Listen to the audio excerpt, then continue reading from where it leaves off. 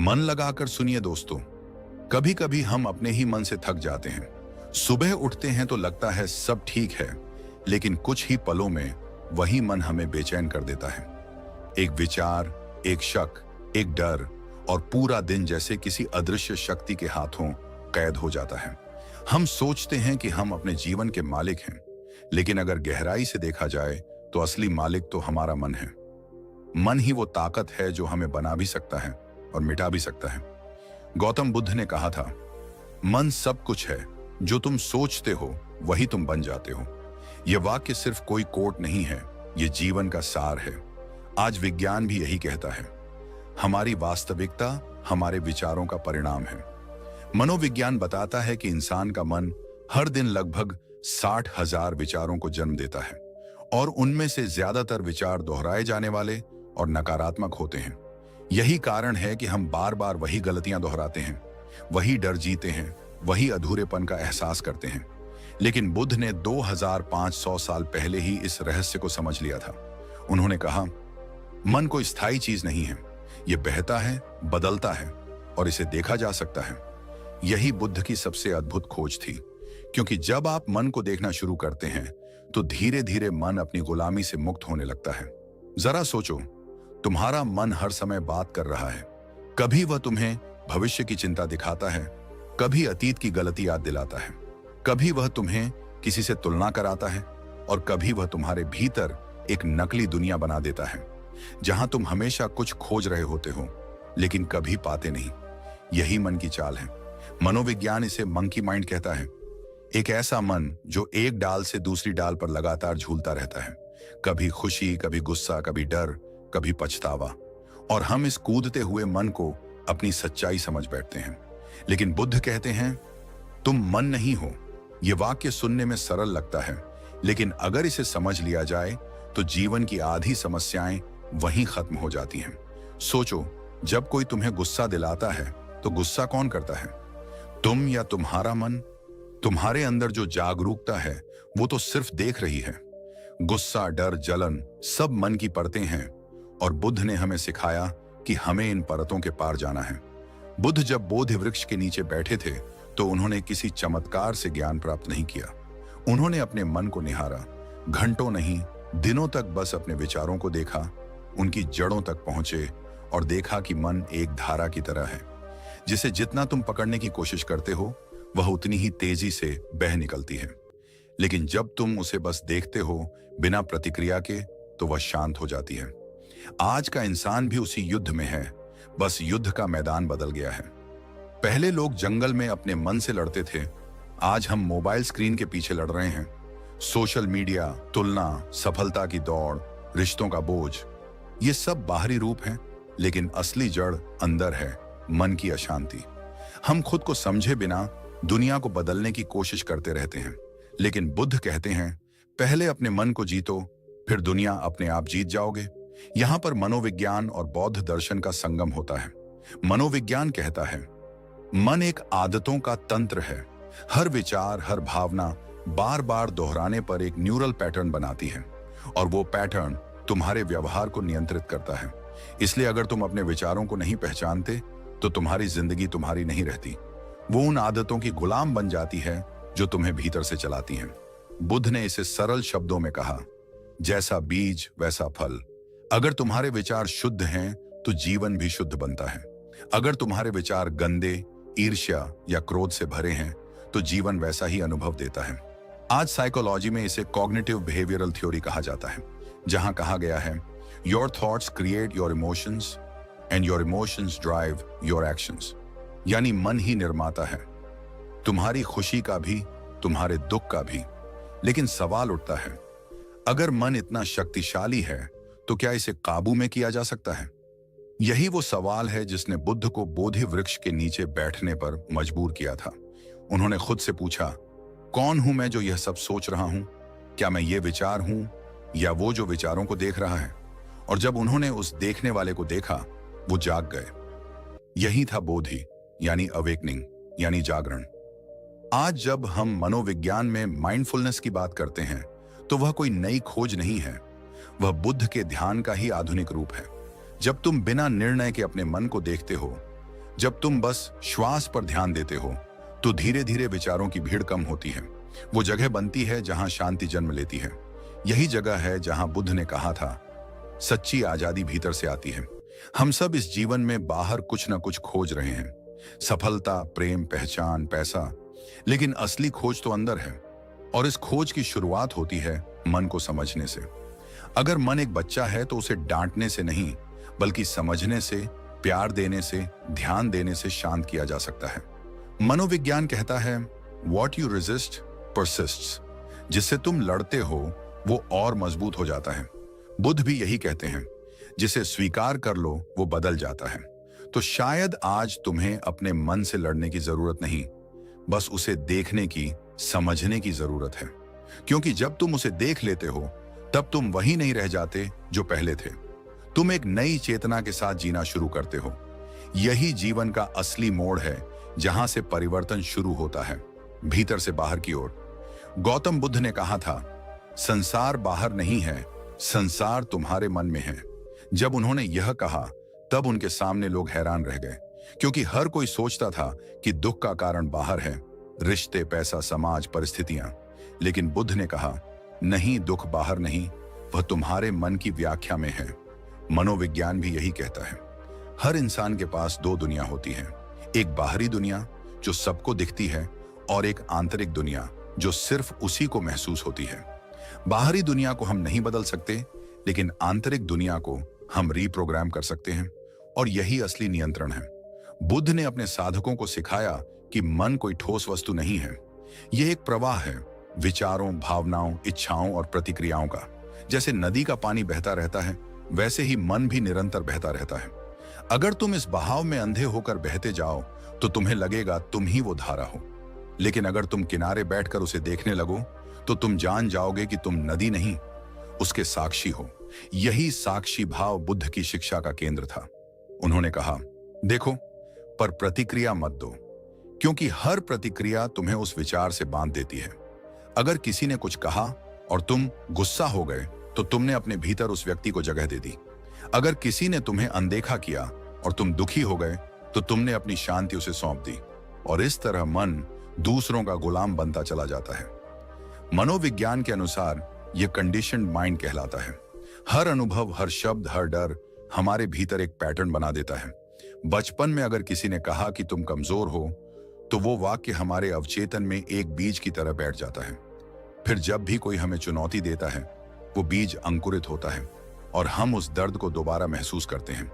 हालांकि वह केवल एक स्मृति होती है, यानी मन सिर्फ वर्तमान में नहीं जीता, वह अतीत के संग्रह से अपनी पहचान बनाता है। बुद्ध ने इसीलिए कहा, भूतकाल जा चुका है, भविष्य अभी आया नहीं है, वर्तमान ही तुम्हारा घर है। लेकिन मन वर्तमान में नहीं रह सकता। वह या तो अतीत में उलझा रहता है या भविष्य की कल्पना में खोया। वर्तमान की शांति उसके लिए बहुत साधारण लगती है, क्योंकि मन का अस्तित्व ही हलचल में है। जब तक विचार चलते रहते हैं, मन जीवित महसूस करता है, और जब विचार रुकने लगते हैं तो मन को लगता है वह मर रहा है। मनोविज्ञान में इसे ईगो रेजिस्टेंस कहा जाता है, वह हिस्सा जो हर परिवर्तन से डरता है। और बुद्ध ने इसे पहचाना बहुत पहले। उन्होंने कहा, अहंकार ही दुख की जड़ है, क्योंकि अहंकार वही है जो कहता है मैं सही हूं, बाकी सब गलत। अहंकार वही है जो कहता है मुझे चोट लगी है। लेकिन बुद्ध ने कहा, जब तुम मन को समझ लेते हो तो अहंकार स्वतः खत्म हो जाता है। जरा सोचो, अगर कोई व्यक्ति तुम्हारी आलोचना करता है और तुम्हें फर्क नहीं पड़ता, तो उस क्षण तुम्हारा मन आजाद है। लेकिन अगर वही शब्द तुम्हारे भीतर आग लगा दें, तो समझो तुम्हारा मन अभी भी दूसरों की राय का बंदी है। बुद्ध इसी आजादी की बात करते हैं, जहां मन का अस्तित्व तो है, लेकिन उसका नियंत्रण तुम्हारे पास है। मनोविज्ञान कहता है कि मन के 3 स्तर होते हैं। कॉन्शियस माइंड, जो अभी सोच रहा है, सब कॉन्शियस माइंड, जहां भावनाएं और यादें छिपी हैं, और अनकॉन्शियस माइंड, जो हमारे व्यवहार को गहराई से नियंत्रित करता है। बुद्ध के अनुसार भी यही 3 परतें हैं, चित्त, विज्ञान और संस्कार। उन्होंने कहा कि ये संस्कार ही हैं जो हर जन्म में तुम्हारे साथ चलते हैं। हर क्रिया, हर भावना, हर विचार एक बीज बनकर चित्त में बस जाता है, और जब समय आता है वह बीज फल देता है, कभी खुशी के रूप में, कभी दुख के रूप में। इसलिए बुद्ध ने ध्यान सिखाया, ध्यान कोई धार्मिक क्रिया नहीं थी, वह मन को देखने की कला थी। जब तुम ध्यान में बैठते हो तो धीरे धीरे मन की परतें खुलती हैं। पहले विचार दिखते हैं, फिर भावनाएं, फिर गहरी यादें, और जब तुम इन्हें बिना डर के देखते हो तो ये धीरे धीरे घुलने लगते हैं। यहाँ मनोविज्ञान कहता है कि यह इमोशनल रिलीज है और बुद्ध कहते हैं यह विपश्यना है। जैसी वस्तु है वैसी देखने की कला। बुद्ध ने मन की तुलना एक जंगली हाथी से की थी। अगर तुम उसे एकदम पकड़ने जाओगे तो वह तुम्हें कुचल देगा, लेकिन अगर तुम उसे रोज धीरे धीरे प्रशिक्षित करो तो वही हाथी तुम्हारा साथी बन जाता है। मन भी वैसा ही है। पहले वह बेकाबू दौड़ता है, लेकिन जब उसे देखने की आदत पड़ती है तो वह धीरे धीरे शांत होने लगता है। आज का मनोविज्ञान इसे न्यूरोप्लास्टिसिटी कहता है, यानी मस्तिष्क को बदला जा सकता है। ध्यान, सकारात्मक सोच और आत्म जागरूकता से हम अपने न्यूरॉन्स की दिशा बदल सकते हैं। बुद्ध यही तो सिखा रहे थे कि तुम्हारा मन कोई कैद नहीं है, वह तुम्हारा उपकरण है। बस तुम्हें उसे समझना है, ना कि उसे लड़ना। मन की असली प्रकृति समझने के बाद बुद्ध ने कहा था, मन न अच्छा है न बुरा, वह वैसा बनता है जैसा तुम उसे बनाते हो। यानी अगर तुम उसमें करुणा डालो तो वह प्रेम का साधन बनता है, अगर तुम उसमें लालच डालो तो वही विनाश का कारण बनता है।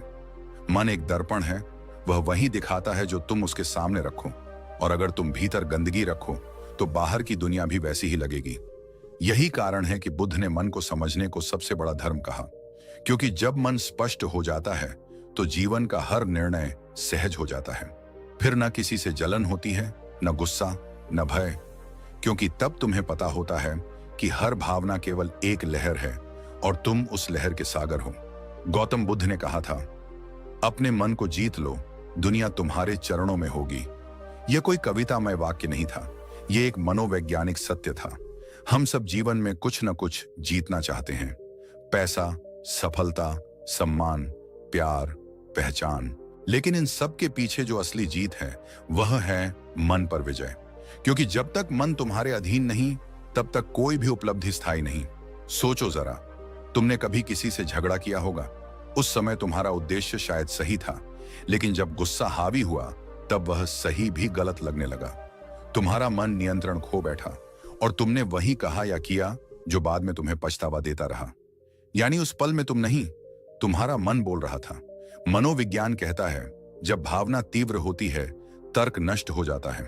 यानी जिस क्षण तुम्हारा मन असंतुलित होता है तुम्हारा विवेक बंद हो जाता है। बुद्ध ने इसी अवस्था को अज्ञान कहा है, जहां इंसान देखता तो है पर सत्य नहीं देख पाता, क्योंकि मन का धुंधलापन उसकी आंखों पर छा जाता है। मन की यही अनियंत्रित स्थिति हमें बार बार दुख देती है। कभी क्रोध में, कभी लालच में, कभी भय में हम ऐसे निर्णय ले लेते हैं जो हमें महीनों, सालों तक पछतावे में रखते हैं। बुद्ध ने कहा था, मनुष्य का सबसे बड़ा शत्रु कोई और नहीं, उसका अपना मन है।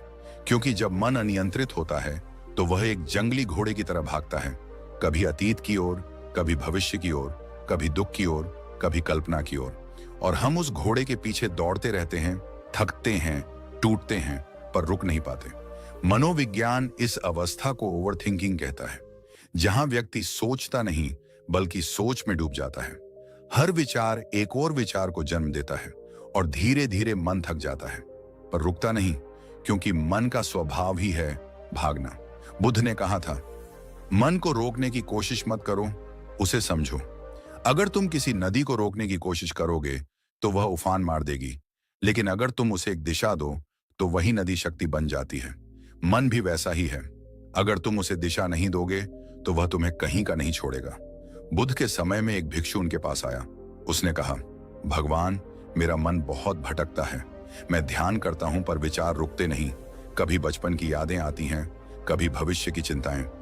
बुद्ध मुस्कुराए और बोले, यह मत कहो कि मन भटकता है, यह कहो कि तुमने उसे कभी दिशा नहीं दी। उन्होंने कहा, मन तुम्हारा दास नहीं, तुम्हारा साथी है, बस तुमने उसे सिखाया नहीं कि शांत कैसे रहना है। यहां बुद्ध और मनोविज्ञान दोनों एक बात पर सहमत हैं कि मन को काबू करने का मतलब है उसे प्रशिक्षित करना। जैसे शरीर के लिए व्यायाम जरूरी है, वैसे मन के लिए ध्यान, एकाग्रता और जागरूकता जरूरी है। अगर तुम रोज कुछ मिनट अपने विचारों को देखो तो धीरे धीरे तुम नोटिस करोगे कि मन शांत होने लगा है। विचारों की भीड़ कम होने लगी है और सबसे महत्वपूर्ण, तुम अब अपने विचारों से अलग महसूस करने लगोगे।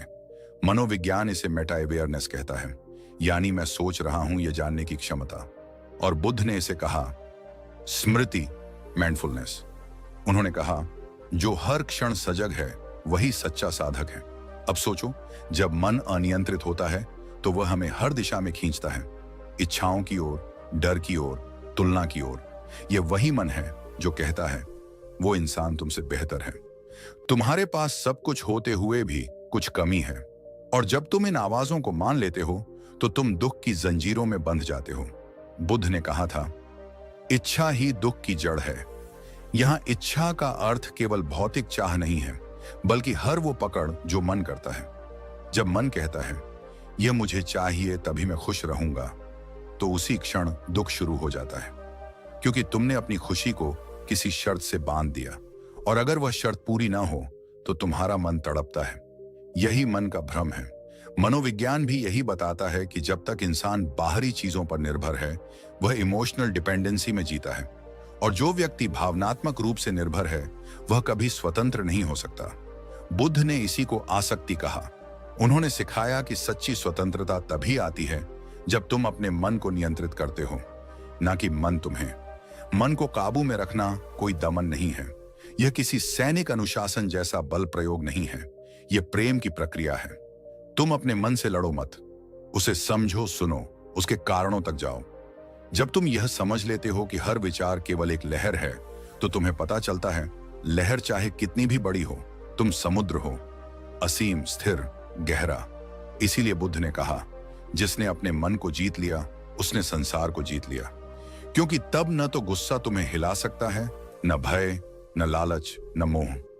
फिर तुम परिस्थितियों से नहीं, अपनी चेतना से संचालित होते हो, और वही क्षण है जब इंसान साधारण से असाधारण बनता है। आज की दुनिया में जहां हर तरफ आवाजें हैं, मोबाइल नोटिफिकेशन, सोशल मीडिया, विज्ञापन, हर चीज तुम्हारा मन खींच रही है, और अगर तुम सजग नहीं हो तो तुम्हारा मन उन सब के नियंत्रण में है। तुम्हारे विचार तुम्हारे नहीं, वो दूसरों द्वारा डाले गए हैं। इसीलिए आज के युग में माइंड कंट्रोल का मतलब किसी और को नहीं, बल्कि खुद के मन को वापस पाना है। बुद्ध का संदेश आज पहले से ज्यादा जरूरी है, क्योंकि अगर तुम अपने मन को नहीं जानोगे तो कोई और उसे इस्तेमाल करेगा, तुम्हारे निर्णयों में, तुम्हारे डर में, तुम्हारे इच्छाओं में। और यही आधुनिक गुलामी है। मन को काबू में करने का अर्थ है स्वयं को मुक्त करना, अपने अंदर के दानवों से, अपने असुरक्षित विचारों से, अपने झूठे मैं से। क्योंकि जब मन शांत होता है तो तुम वही बन जाते हो जो तुम हमेशा से थे, शुद्ध, जागरूक, पूर्ण। क्या तुमने कभी खुद से पूछा है मैं अपने मन को शांत क्यों नहीं रख पाता? क्यों हर बार जब मैं खुद से वादा करता हूं कि अब मैं नहीं गुस्साऊंगा, तो कुछ ही घंटों में वही गुस्सा मुझ पर हावी हो जाता है? क्यों जब मैं ध्यान लगाने बैठता हूं तो मन चुपचाप बैठने की बजाय और ज्यादा बोलने लगता है? गौतम बुद्ध कहते हैं मन को जीतना संसार को जीतने से भी बड़ा विजय है, क्योंकि अगर तुमने अपने मन को साध लिया तो फिर दुनिया तुम्हें विचलित नहीं कर सकती। लेकिन सवाल यह है, मन को साधा कैसे जाए? क्या इसे दबा देना ही नियंत्रण है? क्या इसे रोकना ही शांति है? नहीं, बुद्ध ने कभी नहीं कहा कि मन को रोक दो। उन्होंने कहा मन को देखो, बस देखो, क्योंकि जो देखा जा सकता है उसे समझा जा सकता है, और जो समझा जा सकता है उसे बदला भी जा सकता है। बुद्ध का पहला उपाय स्मृति, माइंडफुलनेस, जागरूकता। बुद्ध ने कहा जब तुम खाते हो तो सिर्फ खाना खाओ, जब तुम चलो तो सिर्फ चलो, जब तुम सांस लो तो सिर्फ सांस लो। यही है स्मृति, यानी सजगता। सजगता का अर्थ है हर क्षण में पूरी तरह उपस्थित रहना, किसी चीज को करते समय अतीत के पछतावे या भविष्य की चिंता में नहीं डूबना।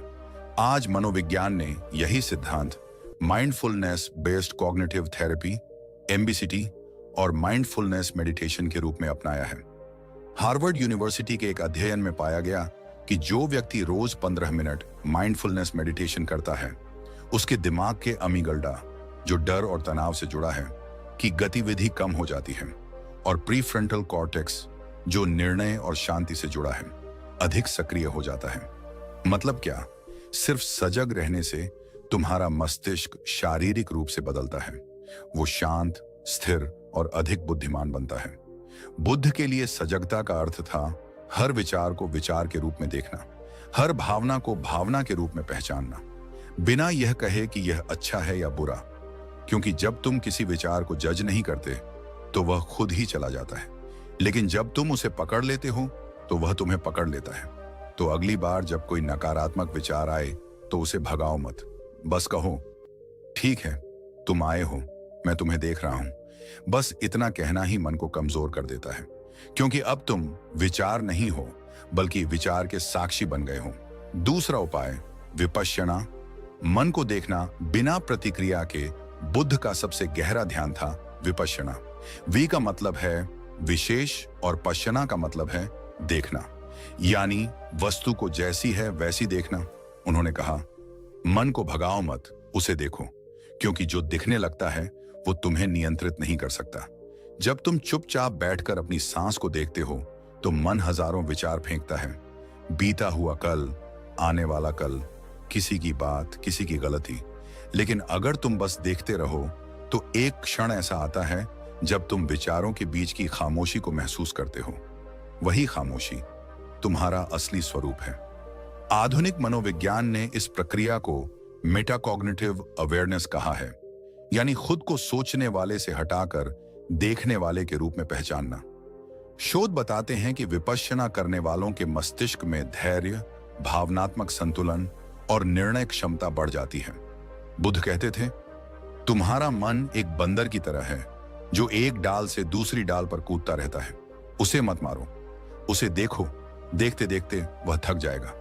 यह थकावट नहीं हार है, यह शांति की शुरुआत है। तीसरा उपाय आनापान सती, श्वास की सजगता। श्वास ही जीवन का सबसे निकट सत्य है। बुद्ध ने कहा श्वास को देखो, क्योंकि यह हमेशा वर्तमान में होती है। जब तुम सांस पर ध्यान देते हो तो तुम वर्तमान में लौट आते हो, क्योंकि सांस न अतीत में है न भविष्य में, वह सिर्फ अब में है।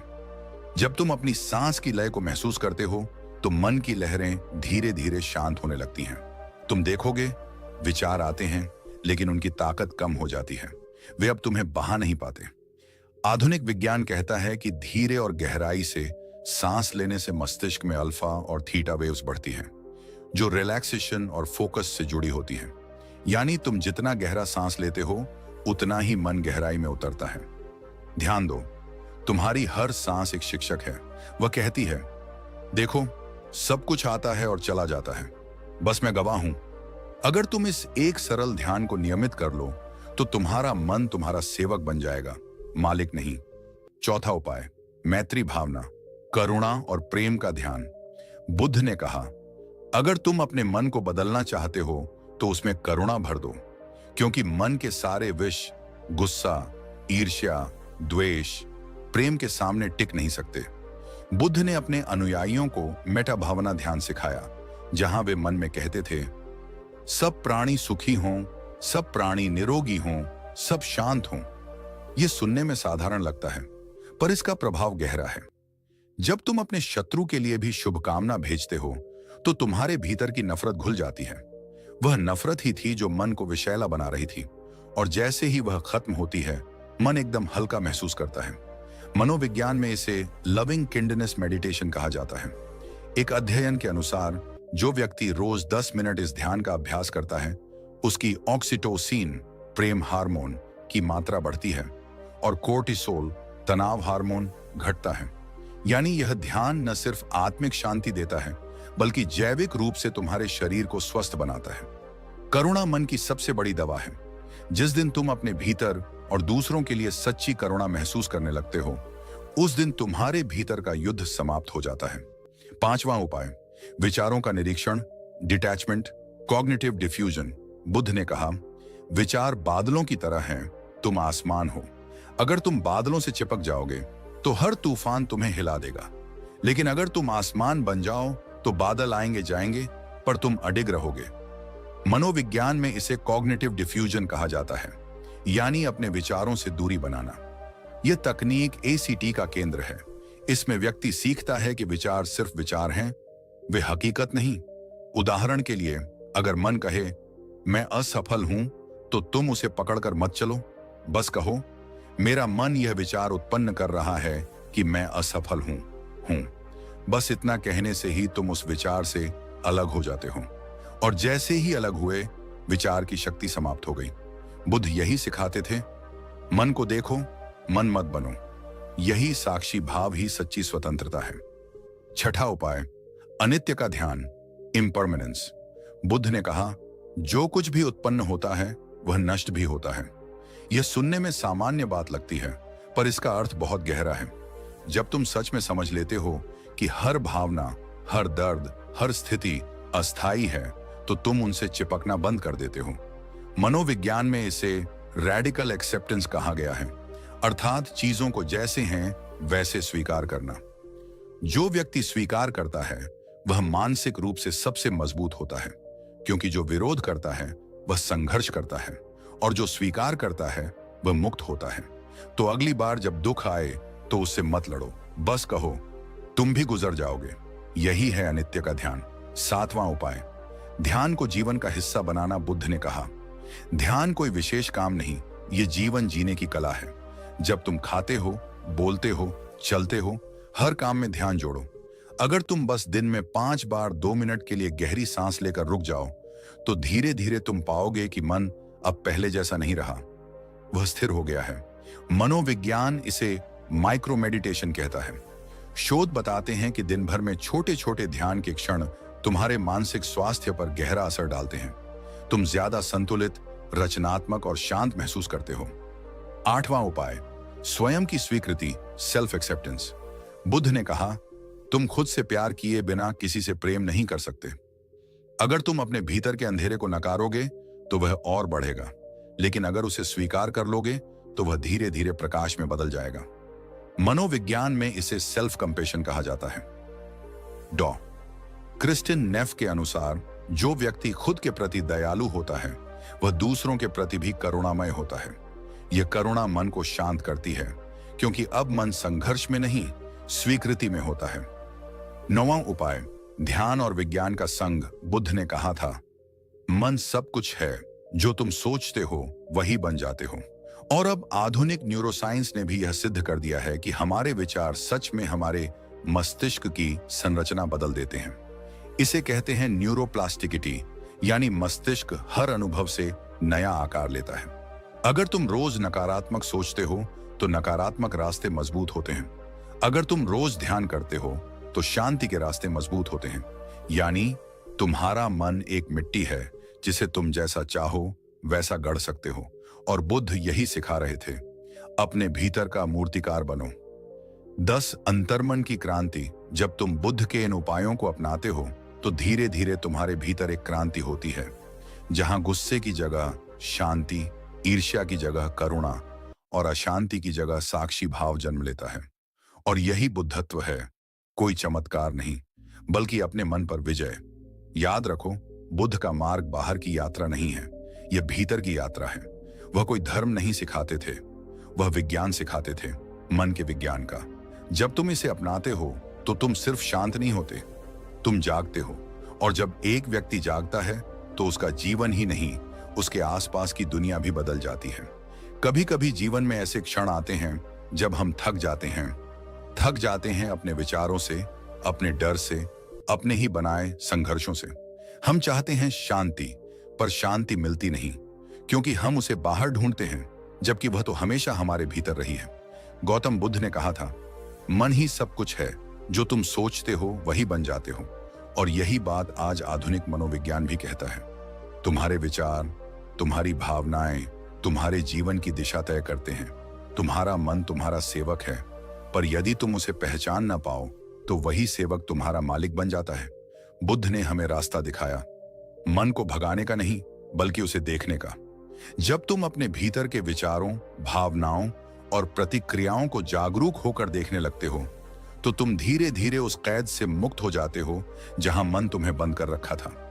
कल्पना करो, अगर तुम अपने मन के गुलाम नहीं बल्कि मालिक बन जाओ तो क्या होगा? हर परिस्थिति में शांति बनी रहेगी, हर दर्द तुम्हें कुछ सिखाएगा, हर गिरना तुम्हें मजबूत बनाएगा। यही तो बुद्धत्व है।